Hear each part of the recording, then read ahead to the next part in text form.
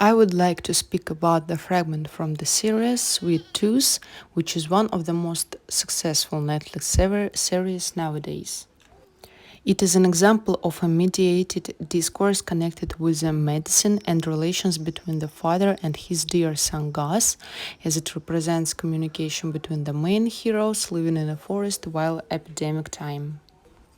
I assume the target audience can be people in their 80s plus with high education interested in science and medicine. The series is about an incipient epidemic and birth of extraordinary newborns. A baby with dear orange becomes a real mystery to others, like many other children who have been affected by the mutation. The participants of the discourse are the father and Gus, the dear boy. Their part of the forest is bordered by the fence, and Gus is going to find out what is going on outside the fence.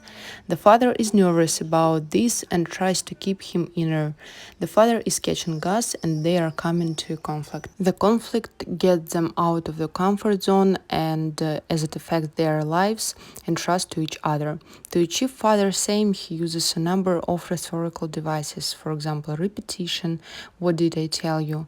The phrase is repeated several times. It is one of the ways he exerts power at the beginning. He also employs coercive power while giving arguments. Gus is talking, he saw his mom, but father affirms the mom had gone, thus engendering a sense of guilt in Gus. Father demonstrates his no power using emotional rhetorical questions, raising a voice, and active gesticulation. There are such elements of American speech features as afternoon instead of the whole phrase good afternoon, and relations between a parent and a child. No assault while conflict, just argumentative dialogue.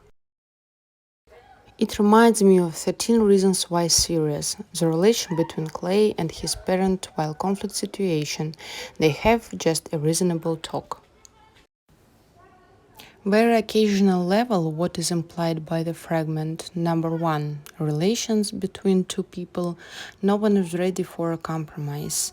And number two, the father is self-confident while talking to his son about keeping safe and exactly about Gus's mom.